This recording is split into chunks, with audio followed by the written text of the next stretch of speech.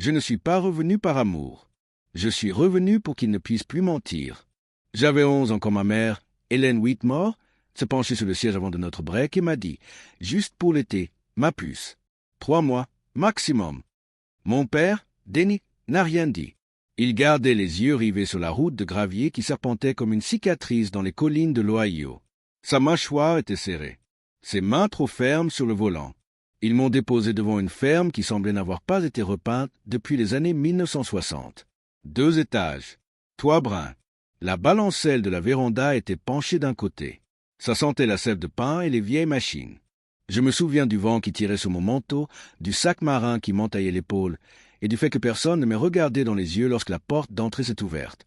Walter Whitmore, mon grand-père, se tenait sur le seuil, vêtu d'une chemise en flanelle, les manches retroussées. Une main agrippait le cadre comme s'il ne faisait pas confiance au vent non plus.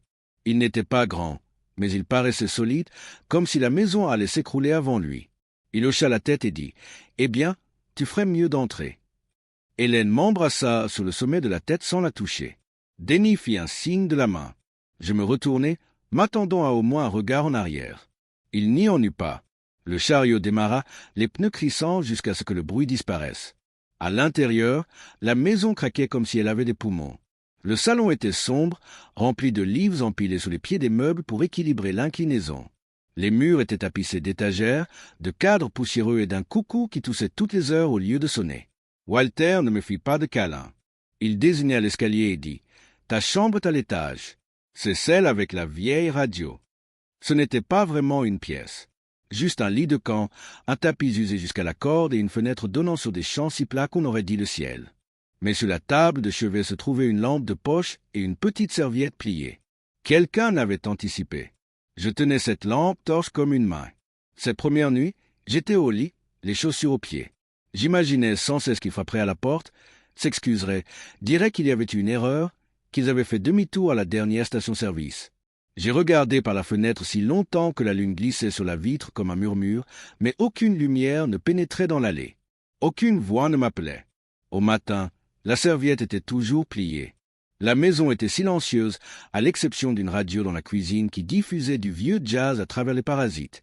Walter se tenait devant la cuisinière, retournant des crêpes avec une concentration mécanique. Il ne m'a pas demandé si j'avais bien dormi. Il a juste posé une assiette devant moi et m'a dit « Mange ». Je n'ai pas demandé quand il reviendrait. Je ne pouvais pas. Qu'aurait-il pu me faire plus mal? Les entendre bientôt ou ne rien entendre du tout? Walter ne posait pas de questions, et j'ai appris à ne pas lui donner de réponse. Chaque matin, il se levait avant le soleil, le cliquetis des casseroles et le sifflement de la cafetière résonnant à travers les murs comme une horloge. J'ai suivi l'odeur du café brûlé jusqu'à la cuisine, où il se déplaçait avec la même précision que je retrouverai plus tard dans ses mains lorsqu'il réparait un fusible cassé ou remettait à neuf un vieux carburateur. Au petit déjeuner, il y avait du pain grillé, toujours légèrement brûlé sur les bords. Parfois, il en laissait 2, l'une presque noire, l'autre dorée, et je ne savais jamais si c'était par accident ou volontairement. Je prenais toujours la plus brûlée. Il ne s'asseyait jamais en face de moi. Il se tenait devant l'évier, sirotant une tasse ébréchée sur laquelle était écrit « Whitmore l'abbé, 1974 », comme s'il avait déjà mangé ailleurs. Les seuls bruits étaient le tic-tac de l'horloge murale et le craquement occasionnel du plancher qui s'adaptait au jour. Il ne me traitait pas comme un invité, mais pas non plus comme une gêne. L'après-midi, je flânais. La cour s'étendait sur des champs couleur blé, bordés de clôtures rouillées et d'ornières de tracteurs. Il y avait un hangar derrière la grange, mi-atelier, mi-cimetière de machines oubliées. Walter y passait des heures, les manches retroussées, les avant-bras couverts de graisse, tandis qu'un vieux transistor murmurait des scores de baseball dans un coin. Un jour, je m'attardai trop longtemps près de la porte. Il leva les yeux, puis les baissa sur la clé à douille qu'il tenait à la main. « Tu veux essayer » demanda-t-il. Je ne répondis pas. Je m'avançai simplement. Il me montra comment desserrer le boulon, comment tenir bon. Mes mains étaient trop petites. Je laissai tomber la clé à 2 reprises, mais il ne broncha pas et, soupir, il attendit. Quand le boulon tourna enfin, il sourit. Une seule fois, mais c'était le genre de sourire qu'on aurait cru mériter. Nous n'en parlâmes plus après. Il me tendit simplement un chiffon pour essuyer la graisse et retourna au travail. Les soirées étaient silencieuses. Le dîner était simple, des pommes de terre à l'eau, des haricots, de temps en temps un pain de viande réchauffé sur un plateau congelé. Nous mangions à table comme des collègues après une longue journée de travail. La radio jouait doucement en fond sonore, des airs de beat band ou des rapports agricoles. La nuit, je restais éveillé à contempler les fissures du plafond comme des constellations. Parfois, je traçais des mots dans ma tête, des phrases que je prononcerais si jamais elles me revenaient. « Tu m'as manqué. Tu m'as manqué. Tu savais que je restais silencieux pour être plus facile à oublier ?» Mais je ne les disais jamais à voix haute, ni à Walter, ni à personne. À la place, je commençais à laisser de petits mots sur l'établi, de simples gribouillis, bouchons de graisse desserrés, lames de scie qui patinaient. Ils n'en parlaient jamais. Mais le lendemain, ils étaient réparés. Ils ne me félicitaient pas. Ils ne me grondaient pas. Mais la porte de la remise ne fut plus jamais verrouillée. C'était fin octobre lorsque j'ai ouvert le mauvais tiroir. Je cherchais du ruban adhésif dans le vieux bureau en chêne caché contre le mur du fond de l'atelier. La plupart des tiroirs contenaient ce qu'on pourrait attendre. Des écrous, des clous, des torchons pliés, une lampe de poche qui ne fonctionnait plus, mais dont une était coincée sur le poteau. Je l'ai défait en secouant et j'en ai sorti un dossier en papier craft sur lequel mon nom était écrit en haut avec un stylo que j'ai reconnu comme celui de Walter. Je me suis figé. À l'intérieur, un document judiciaire de 2003, tamponné à l'encre noire et soigneusement rattaché au coin. Cessation volontaire de l'autorité parentale. Hélène et Denny Whitmore. L'air a changé. L'atelier toujours chaud, empli d'une odeur de sueur et de graisse, m'a soudain semblé stérile, lointain. Mes mains tremblaient. Je l'ai relu. Mon nom, leur signature, la date. J'ai fait le calcul. J'avais à peine 14 ans. Pas de droit de visite, pas d'appel, pas de projet de réunification, juste une conclusion. Je me suis assis sur le tabouret et j'ai tenu le dossier sur mes genoux comme s'il allait prendre feu. J'ai attendu que la part de moi qui espérait encore, celle qui écrivait encore des phrases dans le noir, les répétait comme des prières, se défende. Mais ce ne fut pas le cas. Je n'ai pas pleuré. Pas sur le coup. J'ai plié soigneusement le papier. Je l'ai remis en place et j'ai fermé le tiroir. Walter ne me l'avait jamais dit, pas une seule fois.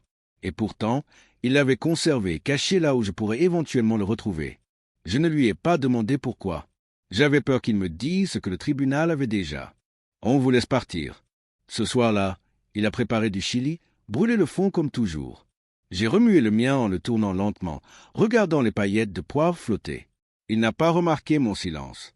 Ou peut-être l'a-t-il fait, et savait-il simplement qu'il valait mieux ne pas y toucher. Après le dîner, il a sorti une petite boîte en bois du placard de l'entrée. Je l'ai trouvée en nettoyant la grange, a-t-il dit. À l'intérieur se trouvait une boussole rouillée et un couteau de poche avec les initiales HW gravées sur le côté. À toi si tu le veux. J'ai hoché la tête, incertaine de ce qu'il me donnait vraiment. La boîte est restée sur ma table de nuit après ça. Je n'ai jamais utilisé le couteau, mais j'aimais savoir qu'il était là. Le lendemain matin, il ne m'a pas demandé si j'avais dormi. Je ne lui ai pas demandé s'il savait que j'avais vu le dossier. Nous avons continué nos occupations habituelles, nourrir les poules, vérifier la clôture près du pâturage, mais quelque chose avait changé. Il m'a tendu une clé à molette en pleine réparation, et nos doigts se sont effleurés.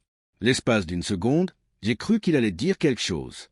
Au lieu de cela, il s'est éclairci la gorge et a dit « Tu auras bientôt besoin de ta propre clé ». C'était sa façon de faire. Pas d'excuses, pas de promesses, juste un endroit où rester et des outils pour construire. Ce soir-là, j'ai ajouté une nouvelle phrase à la liste que j'avais en tête. S'ils reviennent, ne demande pas pourquoi ils sont partis. Demande pourquoi ils sont restés absents. Au début, je n'ai pas pensé à de l'ingénierie. Je voulais juste réparer les choses qui ne fonctionnaient pas comme elles le devraient. Une charnière rouillée, un loquet cassé, le chauffage cassé dans la grange qui toussait plus qu'il ne chauffait. Walter l'a remarqué. Il ne le disait pas, mais il commençait à laisser des choses à moitié réparées, des bobines de fil déplacées, des schémas à moitié dessinés, des vis juste assez desserrées. Je mordais à l'hameçon à chaque fois. À 16 ans, j'ai lu un article de magazine sur un fauteuil roulant pliable en sac à dos. L'idée est restée. Le nôtre ne fonctionnait plus correctement depuis la guerre, disait Walter. Je voulais construire quelque chose avec lequel il n'aurait pas à se battre. J'ai dessiné juste tard dans la nuit, les bras endoloris par les exercices de soudure et les tutoriels YouTube, sur un vieil ordinateur portable qui sifflait comme s'il était asthmatique. Un week-end, je lui ai dit que j'avais besoin de tubans. Retroussés, les avant-bras couverts de graisse, tandis qu'un vieux transistor murmurait des scores de baseball dans un coin. Un jour, je m'attardai trop longtemps près de la porte. Il leva les yeux, puis les baissa sur la clé à douille qu'il tenait à la main. « Tu veux essayer » demanda-t-il. Je ne répondis pas. Je m'avançai simplement. Il me montra comment desserrer le boulon, comment tenir bon. Mes mains étaient trop petites. Je laissai tomber la clé à 2 reprises, mais il ne broncha pas et, soupir, il attendit. Quand le boulon tourna enfin, il sourit. Une seule fois, mais c'était le genre de sourire qu'on aurait cru mériter. Nous n'en parlâmes plus après. Il me tendit simplement un chiffon pour essuyer la graisse et retourna au travail. Les soirées étaient silencieuses. Le dîner était simple, des pommes de terre à l'eau, des haricots, de temps en temps un pain de viande réchauffé sur un plateau congelé. Nous mangions à table comme des collègues après une longue journée de travail. La radio jouait doucement en fond sonore, des airs de beat band ou des rapports agricoles. La nuit, je restais éveillé à contempler les fissures du plafond comme des constellations. Parfois, je traçais des mots dans ma tête, des phrases que je prononcerais si jamais elles me revenaient. « Tu m'as manqué. Tu m'as manqué. Tu savais que je restais silencieux pour être plus facile à oublier ?» Mais je ne les disais jamais à voix haute, ni à Walter, ni à personne. À la place, je commençais à laisser de petits mots sur l'établi, de simples gribouillis, bouchons de graisse desserrés, lames de scie qui patinaient. Ils n'en parlaient jamais. Mais le lendemain, ils étaient réparés. Ils ne me félicitaient pas. Ils ne me grondaient pas. Mais la porte de la remise ne fut plus jamais verrouillée. C'était fin octobre lorsque j'ai ouvert le mauvais tiroir. Je cherchais du ruban adhésif dans le vieux bureau en chêne caché contre le mur du fond de l'atelier. La plupart des tiroirs contenaient ce qu'on pourrait attendre. Des écrous, des clous, des torchons pliés, une lampe de poche qui ne fonctionnait plus, mais dont une était coincée sur le poteau. Je l'ai défait en secouant et j'en ai sorti un dossier en papier craft sur lequel mon nom était écrit en haut avec un stylo que j'ai reconnu comme celui de Walter. Je me suis figé. À l'intérieur, un document judiciaire de 2003, tamponné à l'encre noire et soigneusement rattaché au coin. Cessation volontaire de l'autorité parentale. Hélène et Denny Whitmore. L'air a changé. L'atelier toujours chaud, empli d'une odeur de sueur et de graisse, m'a soudain semblé stérile, lointain. Mes mains tremblaient. Je l'ai relu. Mon nom, leur signature, la date. J'ai fait le calcul. J'avais à peine 14 ans. Pas de droit de visite, pas d'appel, pas de projet de réunification, juste une conclusion. Je me suis assis sur le tabouret et j'ai tenu le dossier sur mes genoux comme s'il allait prendre feu. J'ai attendu que la part de moi qui espérait encore, celle qui écrivait encore des phrases dans le noir, les répétait comme des prières, se défende. Mais ce ne fut pas le cas. Je n'ai pas pleuré. Pas sur le coup. J'ai plié soigneusement le papier. Je l'ai remis en place et j'ai fermé le tiroir. Walter ne me l'avait jamais dit, pas une seule fois. Et pourtant, il l'avait conservé, caché là où je pourrais éventuellement le retrouver. Je ne lui ai pas demandé pourquoi. J'avais peur qu'il me dise ce que le tribunal avait déjà. On vous laisse partir. Ce soir-là, il a préparé du chili, brûlé le fond comme toujours. J'ai remué le mien en le tournant lentement, regardant les paillettes de poivre flotter. Il n'a pas remarqué mon silence. Ou peut-être l'a-t-il fait, et savait-il simplement qu'il valait mieux ne pas y toucher. Après le dîner, il a sorti une petite boîte en bois du placard de l'entrée. Je l'ai trouvée en nettoyant la grange, a-t-il dit. À l'intérieur se trouvait une boussole rouillée et un couteau de poche avec les initiales HW gravées sur le côté. À toi si tu le veux. J'ai hoché la tête, incertaine de ce qu'il me donnait vraiment. La boîte est restée sur ma table de nuit après ça. Je n'ai jamais utilisé le couteau, mais j'aimais savoir qu'il était là. Le lendemain matin, il ne m'a pas demandé si j'avais dormi. Je ne lui ai pas demandé s'il savait que j'avais vu le dossier. Nous avons continué nos occupations habituelles, nourrir les poules, vérifier la clôture près du pâturage, mais quelque chose avait changé. Il m'a tendu une clé à molette en pleine réparation, et nos doigts se sont effleurés. L'espace d'une seconde, j'ai cru qu'il allait dire quelque chose. Au lieu de cela, il s'est éclairci la gorge et a dit « Tu auras bientôt besoin de ta propre clé ». C'était sa façon de faire. Pas d'excuses, pas de promesses, juste un endroit où rester et des outils pour construire. Ce soir-là, j'ai ajouté une nouvelle phrase à la liste que j'avais en tête. S'ils reviennent, ne demande pas pourquoi ils sont partis. Demande pourquoi ils sont restés absents. Au début, je n'ai pas pensé à de l'ingénierie. Je voulais juste réparer les choses qui ne fonctionnaient pas comme elles le devraient. Une charnière rouillée, un loquet cassé, le chauffage cassé dans la grange qui toussait plus qu'il ne chauffait. Walter l'a remarqué. Il ne le disait pas, mais il commençait à laisser des choses à moitié réparées, des bobines de fil déplacées, des schémas à moitié dessinés, des vis juste assez desserrées. Je mordais à l'hameçon à chaque fois. À 16 ans, j'ai lu un article de magazine sur un fauteuil roulant pliable en sac à dos. L'idée est restée. Le nôtre ne fonctionnait plus correctement depuis la guerre, disait Walter. Je voulais construire quelque chose avec lequel il n'aurait pas à se battre. J'ai dessiné juste tard dans la nuit, les bras endoloris par les exercices de soudure et les tutoriels YouTube, sur un vieil ordinateur portable qui sifflait comme s'il était asthmatique. Un week-end, je lui ai dit que j'avais besoin de tubans, retroussés, les avant-bras couverts de graisse, tandis qu'un vieux transistor murmurait des scores de baseball dans un coin. Un jour, je m'attardai trop longtemps près de la porte. Il leva les yeux, puis les baissa sur la clé à douille qu'il tenait à la main. « Tu veux essayer » demanda-t-il. Je ne répondis pas. Je m'avançai simplement. Il me montra comment desserrer le boulon, comment tenir bon. Mes mains étaient trop petites. Je laissai tomber la clé à 2 reprises, mais il ne broncha pas et, soupir, il attendit. Quand le boulon tourna enfin, il sourit.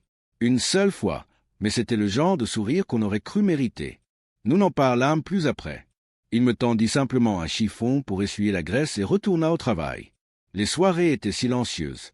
Le dîner était simple, des pommes de terre à l'eau, des haricots, de temps en temps un pain de viande réchauffé sur un plateau congelé. Nous mangions à table comme des collègues après une longue journée de travail. La radio jouait doucement en fond sonore, des airs de beat band ou des rapports agricoles. La nuit, je restais éveillé à contempler les fissures du plafond comme des constellations. Parfois, je traçais des mots dans ma tête, des phrases que je prononcerais si jamais elles me revenaient. « Tu m'as manqué. Tu m'as manqué ?» Tu savais que je restais silencieux pour être plus facile à oublier, mais je ne les disais jamais à voix haute, ni à Walter, ni à personne. À la place, je commençais à laisser de petits mots sur l'établi, de simples gribouillis, bouchons de graisse desserrés, lames de scie qui patinaient. Ils n'en parlaient jamais, mais le lendemain, ils étaient réparés. Ils ne me félicitaient pas, ils ne me grondaient pas, mais la porte de la remise ne fut plus jamais verrouillée. C'était fin octobre lorsque j'ai ouvert le mauvais tiroir. Je cherchais du ruban adhésif dans le vieux bureau en chêne caché contre le mur du fond de l'atelier. La plupart des tiroirs contenaient ce qu'on pourrait attendre. Des écrous, des clous, des torchons pliés, une lampe de poche qui ne fonctionnait plus, mais dont une était coincée sur le poteau. Je l'ai défait en secouant et j'en ai sorti un dossier en papier craft sur lequel mon nom était écrit en haut avec un stylo que j'ai reconnu comme celui de Walter. Je me suis figé. À l'intérieur, un document judiciaire de 2003, tamponné à l'encre noire et soigneusement rattaché au coin. Cessation volontaire de l'autorité parentale. Hélène et Denny Whitmore. L'air a changé. L'atelier toujours chaud, empli d'une odeur de sueur et de graisse, m'a soudain semblé stérile, lointain. Mes mains tremblaient. Je l'ai relu. Mon nom, leur signature, la date. J'ai fait le calcul. J'avais à peine 14 ans. Pas de droit de visite, pas d'appel, pas de projet de réunification, juste une conclusion. Je me suis assis sur le tabouret et j'ai tenu le dossier sur mes genoux comme s'il allait prendre feu. J'ai attendu que la part de moi qui espérait encore, celle qui écrivait encore des phrases dans le noir, les répétait comme des prières, se défende. Mais ce ne fut pas le cas. Je n'ai pas pleuré. Pas sur le coup. J'ai plié soigneusement le papier. Je l'ai remis en place et j'ai fermé le tiroir. Walter ne me l'avait jamais dit, pas une seule fois. Et pourtant, il l'avait conservé, caché là où je pourrais éventuellement le retrouver. Je ne lui ai pas demandé pourquoi. J'avais peur qu'il me dise ce que le tribunal avait déjà. On vous laisse partir. Ce soir-là, il a préparé du chili, brûlé le fond comme toujours. J'ai remué le mien en le tournant lentement, regardant les paillettes de poivre flotter. Il n'a pas remarqué mon silence. Ou peut-être l'a-t-il fait, et savait-il simplement qu'il valait mieux ne pas y toucher. Après le dîner, il a sorti une petite boîte en bois du placard de l'entrée. Je l'ai trouvée en nettoyant la grange, a-t-il dit. À l'intérieur se trouvait une boussole rouillée et un couteau de poche avec les initiales HW gravées sur le côté. À toi si tu le veux. J'ai hoché la tête, incertaine de ce qu'il me donnait vraiment. La boîte est restée sur ma table de nuit après ça. Je n'ai jamais utilisé le couteau, mais j'aimais savoir qu'il était là. Le lendemain matin, il ne m'a pas demandé si j'avais dormi. Je ne lui ai pas demandé s'il savait que j'avais vu le dossier. Nous avons continué nos occupations habituelles, nourrir les poules, vérifier la clôture près du pâturage, mais quelque chose avait changé. Il m'a tendu une clé à molette en pleine réparation, et nos doigts se sont effleurés. L'espace d'une seconde, j'ai cru qu'il allait dire quelque chose. Au lieu de cela, il s'est éclairci la gorge et a dit « Tu auras bientôt besoin de ta propre clé ». C'était sa façon de faire. Pas d'excuses, pas de promesses, juste un endroit où rester et des outils pour construire. Ce soir-là, j'ai ajouté une nouvelle phrase à la liste que j'avais en tête. S'ils reviennent, ne demande pas pourquoi ils sont partis. Demande pourquoi ils sont restés absents. Au début, je n'ai pas pensé à de l'ingénierie. Je voulais juste réparer les choses qui ne fonctionnaient pas comme elles le devraient. une charnière rouillée, un loquet cassé, le chauffage cassé dans la grange qui toussait plus qu'il ne chauffait. Walter l'a remarqué. Il ne le disait pas, mais il commençait à laisser des choses à moitié réparées, des bobines de fil déplacées, des schémas à moitié dessinés, des vis juste assez desserrées. Je mordais à l'hameçon à chaque fois. À 16 ans, j'ai lu un article de magazine sur un fauteuil roulant pliable en sac à dos. L'idée est restée. Le nôtre ne fonctionnait plus correctement depuis la guerre, disait Walter. Je voulais construire quelque chose avec lequel il n'aurait pas à se battre. J'ai dessiné juste tard dans la nuit, les bras endoloris par les exercices de soudure et les tutoriels YouTube, sur un vieil ordinateur portable qui sifflait comme s'il était asthmatique. Un week-end, je lui ai dit que j'avais besoin de tubans.